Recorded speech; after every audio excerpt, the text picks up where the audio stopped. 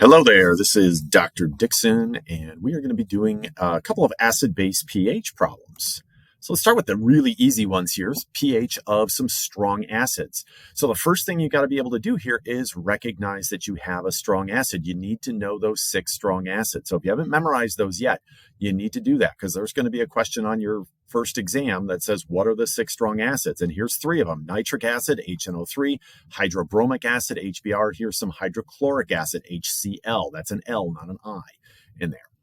And so the nice thing about strong acid pH is that to find pH, remember, you need to take the negative log of the hydrogen ion concentration.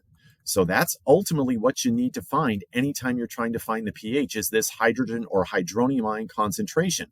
Well, the good news is for any strong acid, that hydronium ion concentration is equal to the strong acid concentration. Because strong acids completely dissociate, you get 1 hydrogen for every strong acid unit. The only one that doesn't do this perfectly is H2SO4, sulfuric acid.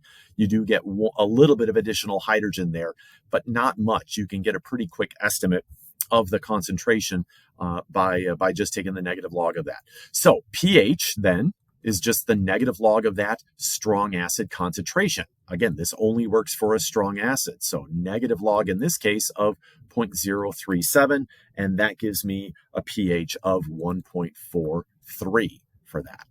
All right, so it's super easy for strong acid pH values. So here it's just the negative log of 0.00085, and when you do that, you get 3.07. And finally, this is an interesting one with this concentration greater than 1. Watch what happens when we take the negative log of 2.5. We actually get a negative 0.40 pH. You can have a negative pH, all right? A negative pH is okay. It's not real common. It happens when your hydrogen ion concentration is greater than 1. That's usually only going to happen with these strong acids with a really high concentration, like 2.5 molar HCl. So having a negative pH doesn't automatically make it wrong.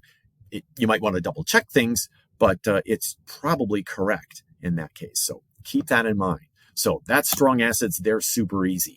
Strong bases, almost as easy. So with a strong base, and here I actually said this is a strong base, here's this metal hydroxide. A group 1 or group 2 metal hydroxide are your typical strong bases. What you've got to watch out for with strong bases, though, is if you get multiple hydroxides from that one metal hydroxide unit. And so in this case, you do. So this MOH3, when it dissolves, it completely dissociates. We get this M3 plus ion, and we get 3 OH minus ions from this.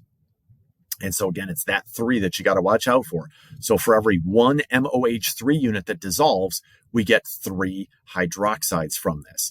This 0.0045, that's the concentration of the entire thing here, of the MOH3. So here, the hydroxide ion concentration, which is ultimately what we need to find the pH for this, is going to be 3 times 0.0045 for this. And so that comes out to 0.0135 moles per liter of hydroxide ion. So it's that number we're going to take the negative log of. So negative log of 0.0135. And you've probably heard me say this in the lecture material as well. Anytime you take the negative log of something, ask yourself, is that a pH or a pOH? All right, well, here it is a 1.87. That alone doesn't tell you, though. It's what were you taking the negative log of? And here it was the hydroxide, so this is the pOH then for this. So then how do you find pH? You just take 14 minus that pOH value. And here we're going to get 12.13 for this. All right, so there's our pH for this particular system. All right, so again, with most metal hydroxides, you just get 1 hydroxide per strong base unit, but it could have a subscript there behind the parentheses of the OH group. That's when you have to take that into account. All right, so just watch out for those. All right, next let's take a look at a weak acid system. So an HA is a weak acid. One way you can tell is you've got a Ka value for this. And if it's not one of the 6 strong acids, that's the other way you can tell in this case. So here I do want you to write the equation for the acid dissociation. And so all that means is you're going to have that reacting with water. It's going to donate a hydrogen, an H plus, over to the water molecule. It is an equilibrium. We get H3O plus, and then we get A minus ion from this. So that's our equilibrium system. That's what this Ka value up here is for. And so you're going to set up an ice calculation with this, with the initial concentration here, 0.0035 for the HA. You don't need to worry about the water. It's a pure liquid there. And then your two products would both start out at 0. So you're going to decrease by X here, increase by X for each of your product substances. We get 0.0035 minus X, and then X for each of our reactant materials. So we're going to plug all of this into the Ka expression. Let's go ahead and write the whole thing out here. You don't always have to do this, but I like to when I'm going through examples with all of you. And so it's the hydronium ion times the A minus divided by the HA. In the denominator, again, don't worry about the water in this case. So we're going to plug everything into this. So Ka is 5.7, 10 to the minus 4. That's what Ka is. And then the numerator is going to be X times X. That's going to be X squared in the numerator. And then the denominator is 0.0035 minus X. And so it says use the approximation technique or approximation method, whatever you want to call it here. And so where that approximation comes in is in this denominator.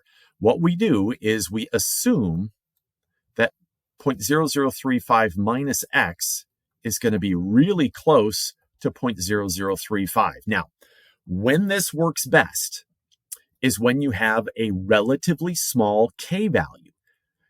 Our limits that we put on it, we'd like to have K values that are less than about 10 to the minus 4. Well, we're not quite there yet. This is actually slightly greater than 10 to the minus 4. So we're right on the borderline with that. And then you want the concentration, in this case, our 0.0035, that should be greater than about 10 to the minus 3. Well, we're just barely greater than 10 to the minus 3. So both of our numbers are putting us right on the edge of where this approximation works well.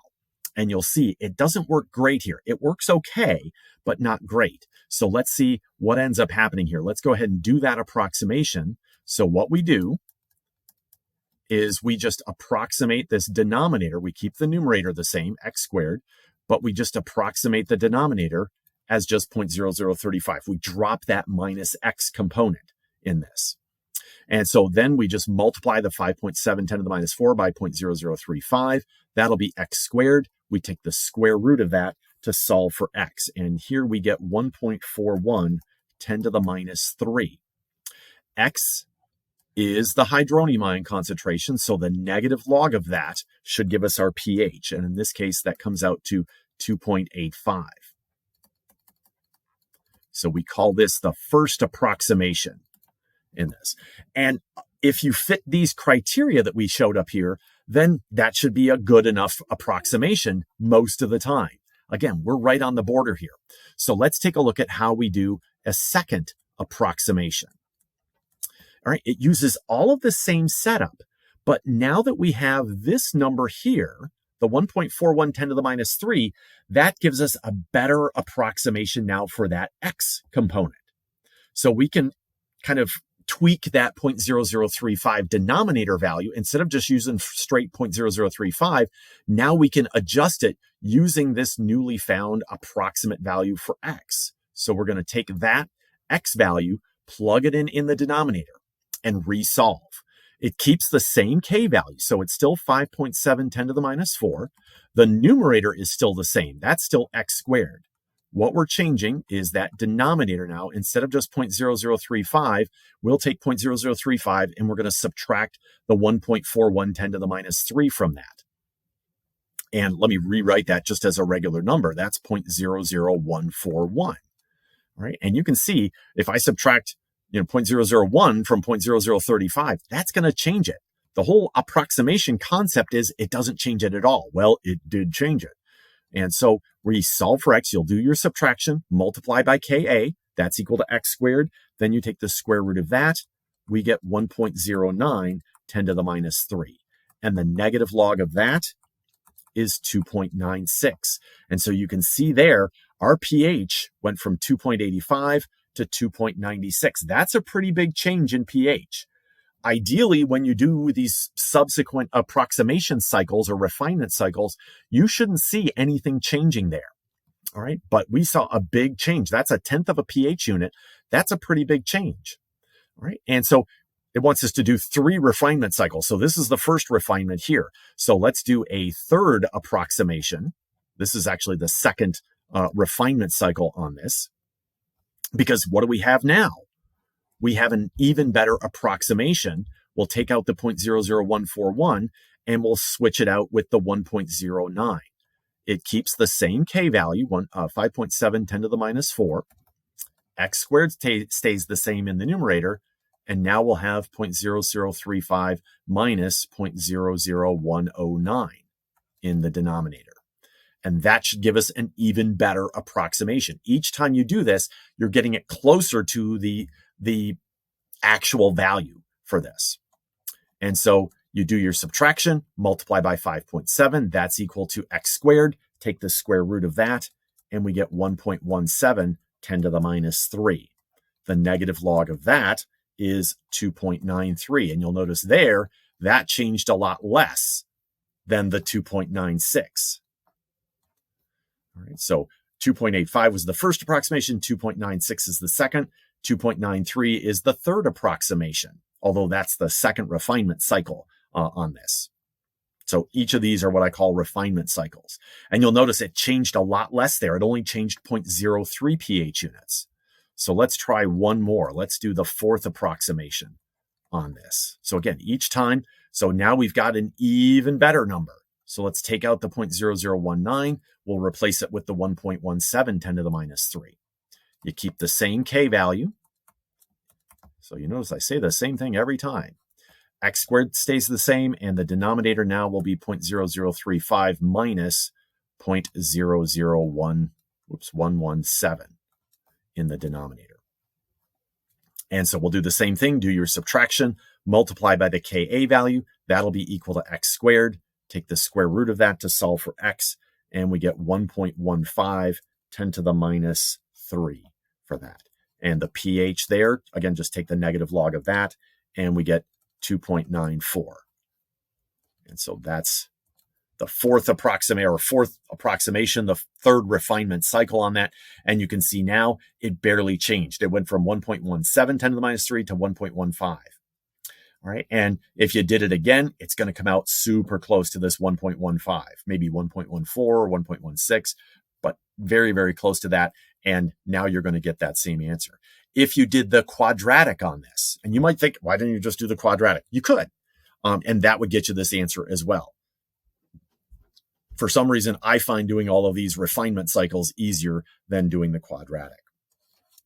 So that would be our third refinement cycle answer, 2.94, which was not very different. pH meters, they're usually good to plus or minus 0.01. And so that gets us within that limitation of a typical pH meter then. Whereas that first approximation, again, because we were outside of our limits up here, didn't work very well. All right, let's go ahead and try this last one. This is a weak base example. How do you identify a weak base? Well, one clue is you got a Kb value with it. The other clue is there's a nitrogen right there with 3 total things attached to it. I just put this R. R is kind of what we use as a placeholder for any hydrocarbon things. So any hydrocarbons would be written before that formula. So just like with the weak acid, I want you to write out the equation for this. Now it's the water that's going to act as the acid, donating the hydrogen over to the weak base substance. It's an equilibrium. We get RNH3. The hydrogens always add on to the nitrogen. And then our other product here is hydroxide ion for this. All right. And so then the Kb expression for this, it's going to be that conjugate acid formula, which is the RNH3 plus, times the hydroxide ion concentration in the numerator, and then the weak base, the RNH2, in the denominator. So that's what we're going to plug in. Just like before, you can set up an ice calculation. Here, our concentration is 0.57 moles per liter. Don't worry about the water. And then 0 for the 2 products there. We're going to decrease by X on the reactant side, increase by X for each product. We get 0.57 minus X, and X for each of those. All right, and so now we can plug all of this into our KB expression. The KB value here is 3.5 10 to the minus 6. Notice that's well within the limits. We said it should be smaller than 10 to the minus 4. This is about 100 times smaller than 10 to the minus 4. And then the numerator will be x times x, or x squared. Denominator is 0.57 minus x. Notice also the denominator here, the approximation should work really well here. We've got a really big concentration here. It's 10 to the minus 1. Our limit is greater than 10 to the minus 3. So we're well within the limits there. So we can approximate 0.57 minus x very well as just 0.57. So when we do that and solve for x, so you just take 0.57, multiply by 3.5, 10 to the minus 6. That's equal to x squared. Square root of that is 1.41, 10 to the minus 3. All right, and so we're going to take the negative log of that. That gives us 2.85. And like I said, anytime you take the negative log, ask yourself, what is that value? Well, that is x, and x is the hydroxide ion concentration. So that is the POH that we just calculated there. You just subtract that from 14, and we get 11.15 as our answer. All right, so that's how you do that. And this one, if you wanted to, you could take this and plug it back in here and subtract it from the 0.57, and then multiply by 3.5, 10 to the minus 6 and square root. Guess what you're going to get? Second time through, you get 1.41, 10 to the minus 3. That's what we really want to see for a second approximation. All right, is essentially no change from the first time we approximated. And so if you go through the whole thing, then you get the same 11.15. So that's why I kind of picked these values for this one. It shows how well that approximation can work when you're within those limits. All right, so that's just a few examples. Hopefully you did okay on those, or hopefully you figured some things out with that. And so that's all I've got for you now. I'll see you in the next video.